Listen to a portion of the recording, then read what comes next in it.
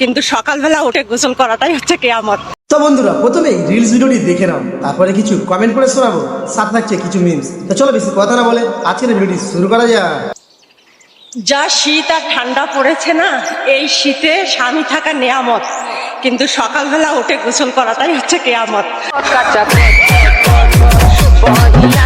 तो चलिए शुरू करते हैं। বাথরুমে গির্জা থাকলে সমস্যা হবে না।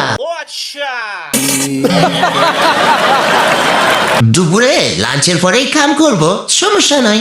अच्छा সাথে সাথে ধুয়ে ফেললে সব পরিষ্কার। বলেন কি? ধুইতে হবে না, মুছে নিলেই তো হয়। कैसे कैसे लोग रहते हैं यार यहाँ पर।